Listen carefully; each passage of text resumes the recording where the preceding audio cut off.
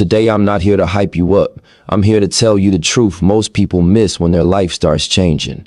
There's a phase you enter when your standards rise faster than your emotions. A phase where you lose interest in people, conversations, habits, even goals you once chased hard. And if you don't understand what's happening, you'll think something's wrong with you. But if you do understand it, you'll realize it's one of the most important turning points of your life. This talk is about recognizing that moment, respecting it, and using it to build something real.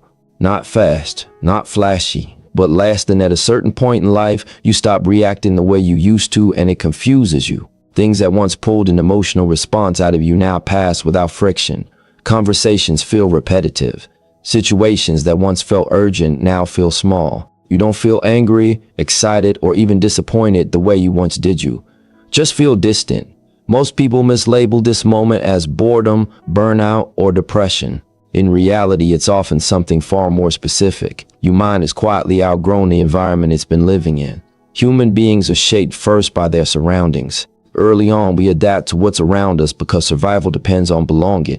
We mirror habits, language, priorities, and emotional reactions. If everyone around you panics over small things, you learn panic. If everyone celebrates shortcuts, you learn impatience. At that stage, interest is driven by stimulation. Loud things feel important. Frequent things feel normal. Emotional reactions become automatic because they're reinforced daily. That's not a flaw, it's how learning works. The problem begins when growth starts, but the environment stays the same. Growth is subtle. It doesn't announce itself. It shows up as longer attention spans, delayed reactions, and a rising intolerance for wasted energy. You begin thinking further ahead. You notice patterns instead of moments. You start asking different questions like, what something costs you over time instead of how it makes you feel right now. This shift creates friction. The environment that once felt familiar now feels draining. Not because it became worse, but because you became more precise. When interest fades, it's usually because the return on attention dropped. Attention is a limited resource, whether people acknowledge it or not. Every interaction, every habit, every commitment extracts a cost. When your standards were lower, that cost didn't register. You could afford distraction because your goals were close, simple, or undefined. But as vision expands, costs become visible. You begin to feel the weight of small decisions piling up. You notice how certain conversations leave you unfocused for hours. You realize how certain environments reset your discipline backwards. Losing interest is your mind adjusting the budget. This is why people who start taking their future seriously often feel alienated without intending to. They don't stop caring about others. They stop over-investing in situations that don't compound. It's similar to how an experienced worker no longer finds entry-level tasks engaging, not because the tasks are beneath them in a moral sense, but because they no longer move the needle. Energy spent there delays progress elsewhere. That delay has consequences, even if they're invisible day to day. Consider a simple, common scenario. Someone begins waking up earlier to work on a skill, a business idea, or their health. Nothing dramatic, just a quiet adjustment. Over time, late-night conversations start to feel expensive. Social plans that once felt relaxing now feel disruptive. The person doesn't suddenly hate their friends. They just feel the trade-off more clearly. One choice leads to better mornings. The other leads to slightly worse days. Over months, that difference compounds. Interest follows usefulness, not nostalgia. This is where many people self-sabotage. Instead of respecting the signal, they override it. They force themselves to stay engaged in environments they've outgrown out of guilt, loyalty, or fear of change. They ignore the discomfort and tell themselves they're being selfish or antisocial, but what they're really doing is dividing their focus. Divided focus rarely fails loudly, it fails quietly. Progress slows, consistency weakens. Discipline becomes harder to maintain because the environment keeps pulling attention backward. Outgrowing an environment doesn't mean the environment is bad. It means it's missed to who you're becoming. Shoes don't become evil when you outgrow them. They just stop fitting. But people resist this analogy because environments involve relationships, history, and identity. Letting go of interest feels like betrayal. In reality, it's alignment. Staying where you no longer belong is often a larger betrayal to yourself and to the future you're claiming to want. There's also a psychological element at play. The brain is efficient. It reduces emotional investment in places where it no longer sees long-term reward. That reduction feels like numbness, but it's actually prioritization. When your goals demand more focus, your mind reallocates attention away from noise. This can feel uncomfortable because emotional withdrawal is rarely discussed as a sign of growth. Yet, if you look closely, every long-term builder goes through this phase. They become harder to impress, harder to provoke, and harder to distract. Misplaced focus is dangerous because it doesn't feel like a mistake in the moment. It feels like being well-rounded, balanced, or there for everyone. But outcomes don't care about intentions. They respond to consistency. Every hour spent maintaining an outdated environment is an hour not spent strengthening a new one. Opportunity cost isn't theoretical. It shows up later as regret, stagnation, or unrealized potential. By the time people notice, the damage is already done. Not through one bad decision, but through thousands of small compromises. Losing interest is often the first internal correction before an external change. It's the mind's way of saying the current setup no longer supports the direction of travel. Ignoring that signal keeps people stuck in cycles they've intellectually outgrown but emotionally cling to. Respecting it requires honesty. It requires admitting that growth sometimes looks like distance, not enthusiasm. It requires accepting that not every chapter deserves equal attention forever. What makes this phase difficult is that nothing external validates it. There's no applause for quietly disengaging from what no longer serves you. In fact, there's often resistance. People are comfortable with the version of you they understand. When your interests fade, it disrupts familiar dynamics, but progress has always disrupted comfort. Long-term thinking is rarely socially convenient in the short term.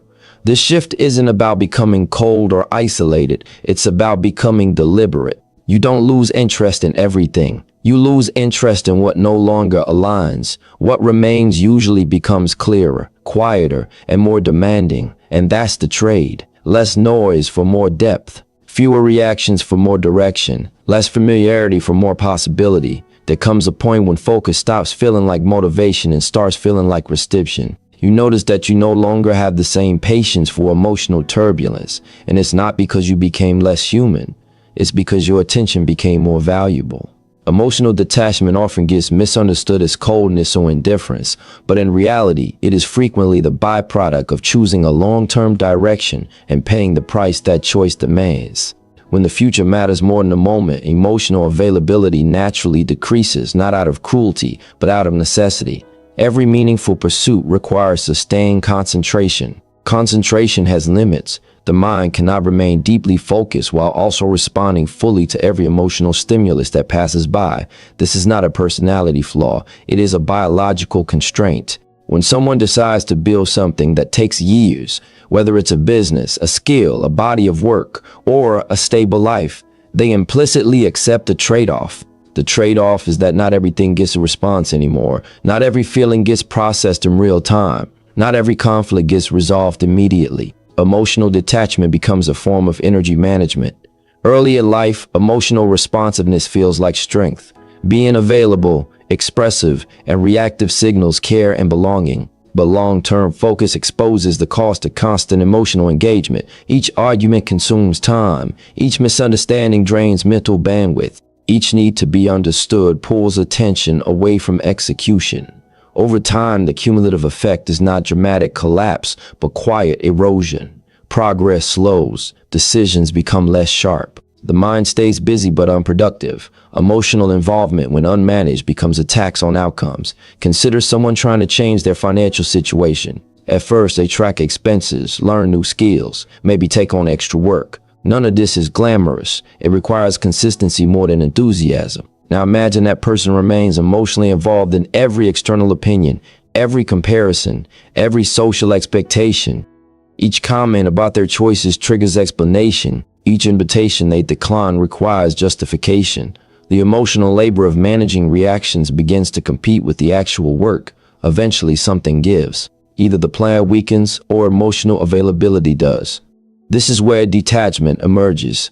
Not as a conscious decision to care less, but as a subconscious response to overload. The mind starts filtering. It delays reactions. It stops engaging with non-essential emotional demands. This filtering often feels uncomfortable because it clashes with the idea that caring means constant responsiveness, but caring about outcomes sometimes means caring less about reactions. Focus is not free. It must be protected, and protection often looks like distance. There's also a difference between detachment and avoidance that many people fail to distinguish. Avoidance is running from responsibility. Detachment is choosing which responsibilities deserve attention. Avoidance weakens discipline. Detachment strengthens it. The difference lies in direction. Someone avoiding discomfort drifts. Someone practicing detachment narrows. One escapes pressure, the other contains it. The outside behavior may look similar: less engagement, fewer reactions, but the internal structure is entirely different. Emotional detachment also exposes uncomfortable truths about relationships. Some connections survive on constant emotional exchange. When that exchange decreases, the relationship weakens. This can feel like loss, but it is often revelation. Not all bonds are built for growth. Some are built for proximity, habit, or shared distraction. When focus intensifies, these bonds struggle because they demand a level of emotional presence that no longer fits the person's priorities. The result is not always conflict. More often it is quiet, drifting. The cost of refusing detachment is rarely immediate. People can sustain divided focus for a while. They show up halfway to everything and feel busy enough to believe they're progressing. But divided focus compounds poorly. Small delays accumulate. Half commitments produce half results. Over time, frustration grows, not because effort is lacking, but because effort is misallocated. Emotional energy leaks into places that don't produce returns, leaving core goals underfunded. Long-term thinkers learn to tolerate misunderstanding. When you detach emotionally, you give up being instantly validated. Others may interpret your distance as arrogance, disinterest, or change in values. Correcting every misinterpretation requires emotional investment that competes with forward momentum. At some point, you accept that being misunderstood is cheaper than being distracted. This is not about superiority, it's about economics. Attention spent defending yourself cannot be spent building. Detachment also sharpens decision-making. Emotional reactions often bias choices towards short-term relief. A difficult conversation is avoided. A boundary is softened. A standard is lowered to keep peace. These choices feel kind in the moment, but their long-term effects are corrosive. Discipline weakens through small exceptions. Focus dissolves through constant accommodation. Emotional detachment interrupts this pattern by creating space between stimulus and response. In that space, reason has time to operate. This space is where patience grows. Patience is not passive waiting. It is active restraint. It is the ability to let emotions pass without letting them dictate behavior. Over time, this restraint becomes stability. Stability becomes trusting yourself more than others. You begin to rely less on external affirmation and more on internal alignment. That shift changes how you move through the world. You become quieter, not because you have less to say, but because you no longer need to say everything. The irony is that emotional detachment often deepens commitment to what truly matters. When noise fades, signal strengthens, the work becomes clearer, the priorities simplify. What remains is not emptiness but concentration. The discomfort people feel during this phase comes from mistaking reduced emotional output for reduced meaning. In reality, meaning has condensed. It demands less reaction and more consistency. This is not an easy adjustment. It requires accepting that focus will make you less available, that discipline will disappoint some people, that long-term vision rarely coexists peacefully with short-term emotional demands, but the alternative is to remain emotionally busy and strategically stagnant. Detachment, when practiced intentionally, is not withdrawal from life. It is a commitment to build one that lasts. There is a moment that arrives quietly, without ceremony, when you realize that no one is coming to make your life simpler, clearer, or more aligned. No announcement marks it. It shows up in small frustrations, in repeated disappointments, and the exhaustion that comes from constantly adjusting yourself to fit expectations that were never designed with your future in mind. This is usually the point where people begin to feel a strange sense of emotional distance from others, not because they stopped caring, but because they finally started noticing the cost of not choosing themselves. For a long time, most people live externally. Decisions are filtered through approval, harmony, and belonging. This makes sense early on. Cooperation keeps life stable. Avoiding conflict keeps relationships intact, but there is a hidden trade-off that accumulates slowly. Each time you suppress your own direction to maintain comfort, you reinforce a habit of self-abandonment. At first, it feels harmless. You tell yourself you'll focus on your goals later, when things calm down, when others understand, when timing improves. Later rarely arrives because the habit of delay becomes the identity. Choosing yourself does not begin with bold declarations. It begins with discomfort. It begins the first time you say no and feel the weight of silence afterward. It begins when you stop over-explaining and realize that explanations were never really for others. They were for your own guilt. When you stop offering constant access to your time and energy, the reaction can be immediate. Confusion, resistance, subtle pressure to return to who you were. That pressure reveals something important. The old arrangement benefited others more than it benefited you. Human relationships often stabilize around predictable roles. When you consistently give, accommodate, or absorb tension, people come to rely on that version of you. When you begin to withdraw that energy, the system destabilizes. This is not necessarily malicious. It is structural. People resist change because it forces adaptation. Choosing yourself forces others to confront the fact that they cannot rely on you in the same way anymore. That realization can feel threatening, even if your intentions are reasonable. This is where many people retreat. They mistake resistance for wrongdoing. They interpret discomfort as evidence that they are being selfish. But self-responsibility is not selfishness. It is acknowledging that no one else can carry the long-term consequences of your decisions. If you live out of alignment, no one else pays the price for your regret. If you underbuild your potential, no one else carries that weight later. Responsibility cannot be outsourced without cost. The shift toward choosing yourself often coincides with losing interest in external validation. Praise feels fleeting. Criticism feels less urgent. You start noticing how unstable it is to base decisions on reactions that change daily. Approval is volatile. It depends on moods, incentives, and proximity. Building a life on that foundation is risky. Over time, disciplined people learn to anchor decisions internally. They ask fewer people for permission and fewer questions about how things will look. They ask more about whether something aligns with the direction they've chosen. This internal anchoring reduces emotional noise. You stop negotiating your boundaries every time someone pushes against them. You stop explaining why your priorities matter, not because they don't matter to you, but because needing agreement was never a requirement for commitment. This can feel isolating at first. Social feedback loops weaken. You may notice fewer invitations, fewer check-ins, fewer shared moments, but what replaces them is clarity. Time opens up, energy consolidates, focus sharpens. The opportunity cost of not choosing yourself becomes obvious when you examine outcomes honestly. People who constantly put themselves last often remain stuck not because they lack ability, but because their energy is fragmented. They are always responding, rarely initiating. Their days are full, but their progress is thin. Years pass this way. The damage is subtle. There is no single failure, just an accumulation of unrealized effort. Eventually, frustration hardens into resignation. Choosing yourself interrupts this trajectory. It forces prioritization. When resources are finite, allocation matters more than intention. Time spent maintaining relationships that drain you is time not spent strengthening the ones that support growth. Energy spent managing other people's expectations is energy not spent building competence. Focus divided too many ways produces average results everywhere. Focus narrow produces depth somewhere.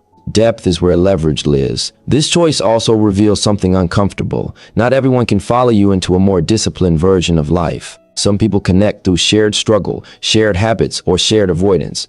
When you remove yourself from those patterns, the connection weakens. This does not mean a relationship was fake. It means it was conditional. Conditions change, so do dynamics. Accepting this without resentment is part of maturity. There is also a personal reckoning involved. Choosing yourself means you no longer have excuses. You can't blame distraction on others if you've reclaimed your time. You can't blame stagnation on obligations you voluntarily maintained. Self-responsibility removes convenient narratives. Progress becomes measurable. Failures become instructive instead of mysterious. This accountability is heavy, but it is also empowering. It replaces helplessness with agency. Over time, you notice that emotional reactions lose intensity. You don't feel the need to convince, persuade, or defend as much. This is not emotional numbness. It is emotional efficiency. You reserve responses for what matters. The rest passes through without attachment. This selective engagement protects momentum. Momentum is fragile. It breaks easily under constant interruption. Guarding it requires saying no repeatedly, often without applause. The irony is that choosing yourself often leads to healthier relationships, not fewer ones. The connections that remain are cleaner, boundaries are clearer, expectations are more honest. There is less resentment because there is less overextension. You show up where you choose to be, not where you feel obligated to perform. That authenticity stabilizes interactions. People know where they stand. This process does not make life easier in the short term. It makes it simpler. Simplicity is often mistaken for ease, but it demands courage. It demands letting go of roles that once defined you. It demands tolerating moments of loneliness without filling them with distraction. But in that space, something valuable forms. Direction solidifies, effort compounds. The quiet confidence that comes from living in alignment replaces the restless need for external confirmation. Choosing yourself is not an act of defiance. It is an act of realism. It is accepting that your life has a finite supply of time and attention, and that spending them wisely is not optional if you care about outcomes. The loss of interest in accommodating everyone is not a flaw. It is a correction, a recalibration toward a life built intentionally rather than inherited passively. At some point, distraction stops feeling entertaining and starts feeling empty. The things that once filled your time no longer give the same relief, and the instinctive response is to label that feeling as boredom. But boredom is rarely the real issue. More often, it's the moment when shallow stimulation loses its grip and your mind begins asking for something deeper, something more demanding. Most people rush to escape that feeling because it's uncomfortable. They add more noise, more scrolling, more activity. They don't realize that boredom is not an enemy of progress. It is often the doorway to it. The human brain is wired to seek novelty because novelty delivers quick rewards. New information, new entertainment, new experiences all create small spikes of satisfaction. This system works well for survival and exploration, but it works poorly for mastery. Mastery requires repetition. Repetition requires patience, and patience rarely feels exciting. When boredom shows up, it's usually because the easy rewards have been exhausted. The mind is no longer impressed by surface-level stimulation, and it begins craving meaning instead of novelty. This is where many people make a critical mistake. Instead of recognizing boredom as a signal to go deeper, they interpret it as a sign to move on. They change goals, abandon projects, or seek new distractions. The short-term relief feels productive because it feels active, but the long-term effect is stagnation. Nothing compounds. Skills remain shallow. Effort resets to zero repeatedly. Over time, this pattern quietly destroys outcomes, not through failure, but through constant restarting. Consider someone learning a craft, building a business, or developing physical strength. In the beginning, progress is fast. Improvements are visible. Feedback is immediate. Motivation feels natural. Then progress slows. Gains become incremental. Results are harder to notice. This is where boredom appears. The work hasn't become harder. It has become repetitive. The novelty has worn off. This phase is where most people quit, not because they lack ability, but because they misinterpret what the work now requires. Boredom is the cost of depth. It's what happens when you commit long enough for the easy gains to disappear. At this stage, discipline replaces excitement. The decision to continue is no longer reinforced by constant reward. Instead, it's reinforced by belief in the long-term outcome. This is why boredom is a reliable indicator of seriousness. People who are willing to endure it separate themselves from those who rely on constant stimulation to stay engaged. The trade-off is clear. If you avoid boredom, you protect your comfort in the moment, but sacrifice growth over time. If you tolerate boredom, you sacrifice stimulation now in exchange for competence later. This trade is uncomfortable because the reward is delayed and uncertain. You don't feel smarter, stronger, or more capable every day. Sometimes you feel dull, restless, even frustrated. But beneath that surface, something important is happening. Neural pathways strengthen, muscle memory develops, judgment improves. These changes are subtle and invisible until they suddenly aren't. Everyday life offers quiet examples of this principle. People who read deeply instead of skimming headlines often describe the process as slow and demanding. The benefit doesn't show up immediately, but over years, their thinking becomes sharper and more structured. People who train consistently experience long stretches where progress feels flat. Yet when they look back, the difference is undeniable. The boredom was not wasted time. It was the necessary condition for accumulation.